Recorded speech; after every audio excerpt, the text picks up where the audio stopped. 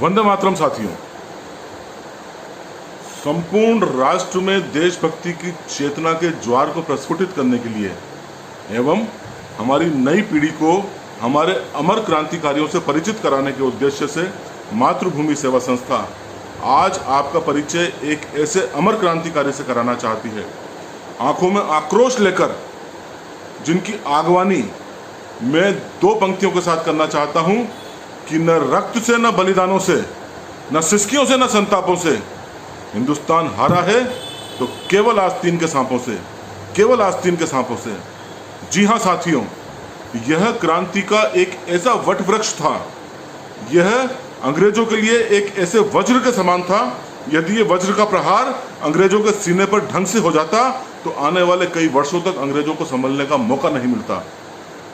लेकिन जैसा कि जिस कवि ने भी इन पंक्तियों को लिखा होगा उसके जहन में निश्चित ही उन गद्दार आस्तीन के सांप रहे होंगे जिन्होंने हमारे इन अमर क्रांतिकारियों की मुखबिरी कर कर, उनके साथ गद्दारी कर कर ये वट वृक्ष को जड़ समूल नष्ट करने का कार्य किया। आज मैं आपका परिचय पंजाब की वीर भूमि के एक ऐसे ही वीर क्रांतिकारी से कराना चाहता हूं जिन्होंने क्रांति को एक ऐसी चरमावस्था तक पहुंचा दिया था जहां से इनकी क्रांति की मशाल की ताप अंग्रेजों तक इस हद तक पहुंचने वाली थी कि उस ताप में झुलसकर अंग्रेज कई वर्षों तक उसके दर्द को महसूस कर पाते। लेकिन गद्दारों ने मुखबिरी कर हमारे क्रांति के इस सिपाही को समय से पहले ही खत्म कर दिया। पंजाब की वीर भूमि में जन्मा क्रांति का यह सिपाही था सरदार रतन सिंह रक्कड़। सरदार रतन सिंह रक्कड़ जिनका जन्म रक्कड़ भेंट नामक ग्राम में बालाचोर तहसील सरदार शहीद भगत सिंह नगर जिले में हुआ। माता का नाम श्रीमती गोकी देवी था, पिता का नाम सरदार जवाहर सिंह लंबरदार था। बचपन से ही सरदार रतन सिंह रक्कड़ बब्बर खालसा के क्रांतिकारी दौलतपुर निवासी सरदार करम सिंह से अत्यधिक प्रभावित थे। सरदार करम सिंह जो अपने क्षेत्र में व्यापक स्तर पर हथियारों को इकट्ठा करने का कार्य करते थे ताकि समय आने पर अंग्रेजों के खिलाफ एक बड़ी लड़ाई लड़ी जा सके। सरदार रतन सिंह ने भी वह कार्य करना प्रारंभ किया, भारी मात्रा में हथियार इकट्ठे करना प्रारंभ किया, अपने साथियों को एकत्रित किया, संगठित किया एवं निश्चित रूप से एक बड़ी मात्रा में हथियार इकट्ठे कर लिए गए। क्रांतिकारियों का एक बड़ा संगठन तैयार कर लिया गया जिसके द्वारा संपूर्ण क्रांतिकारी गतिविधियां आपस में संगठित होकर अंग्रेजों के खिलाफ एक बड़ी जंग की तैयारी में कार्यरत थी। लेकिन दुर्भाग्य से एक गद्दार ने मुखबिरी की। इन्हीं का ही साथी था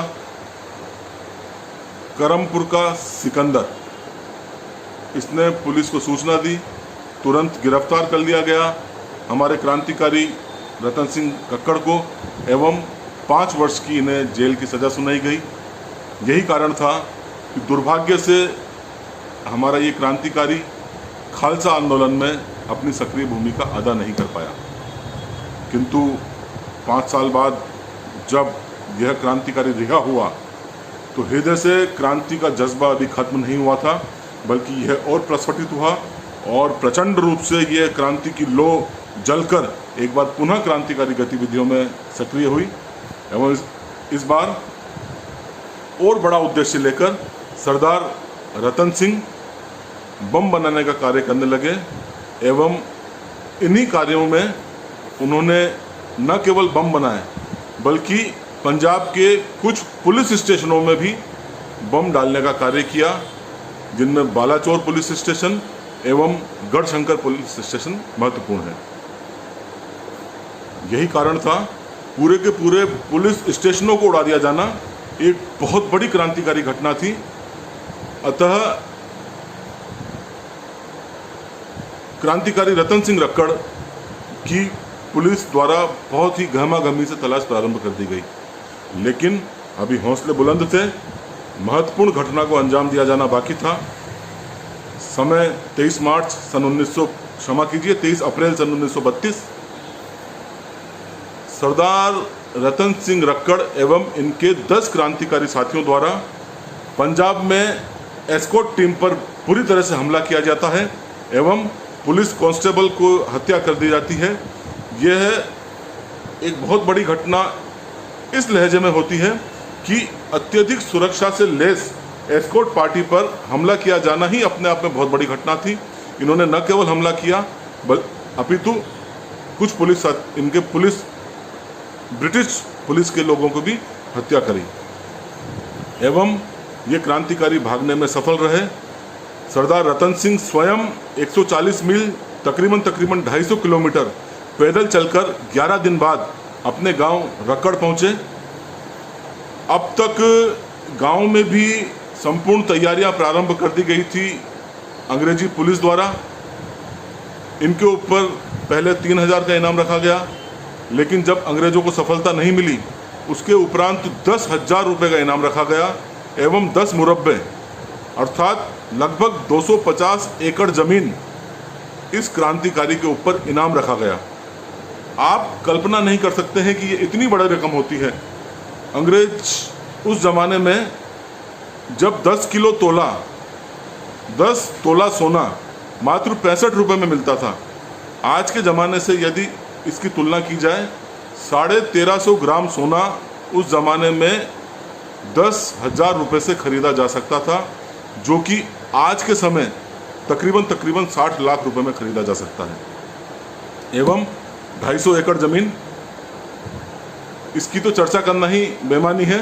आज आप स्वयं अनुमान लगा सकते हैं कि 250 एकड़ ज़मीन किसी भी पंजाब की महत्वपूर्ण धरा में कितनी वैल्यू रखती है। जी हाँ, हमारा क्रांतिकारी भी कम मूल्यवान नहीं था। ये तमाम इनाम की राशि हमारे क्रांतिकारी के आगे कुछ भी नहीं थी।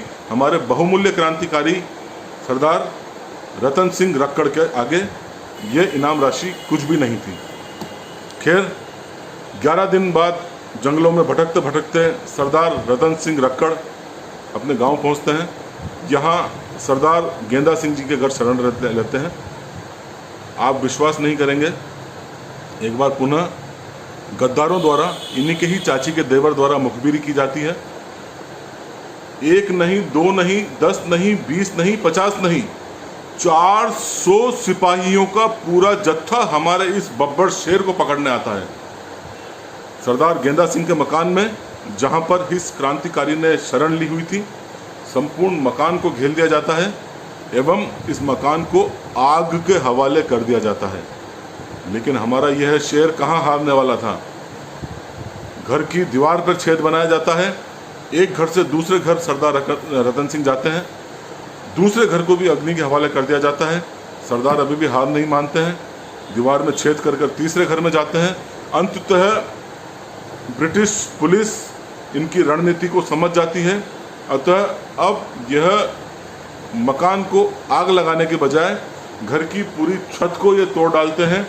उस इलाके, उस जगह पे, उस स्थान पर जहाँ पर सरदार रतन सिंह हैं, वहाँ पर केरोसिन का तेल डाला जाता है, भारी मात्रा में बंदूकें चलाई जाती है एवं पुनः इस घर को भी आग के हवाले कर दिया जाता है।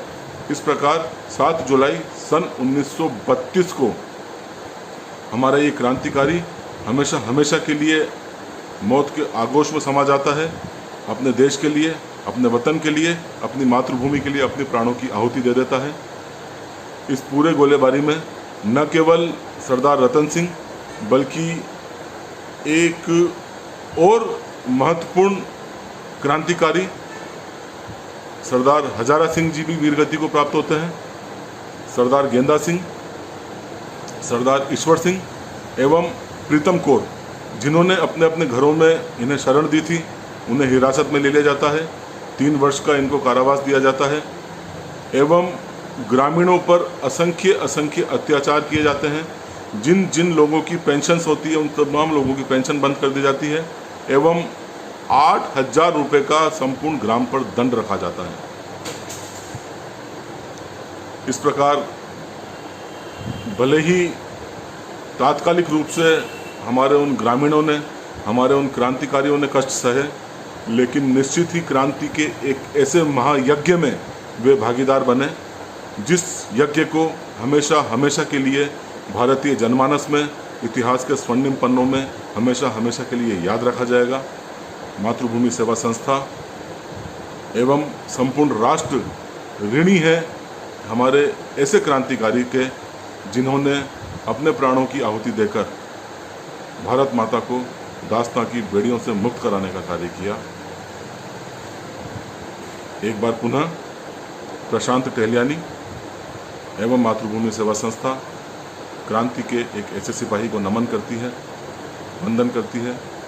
वंदे मातरम। जय भारत, जय मातृभूमि, जय हिंद।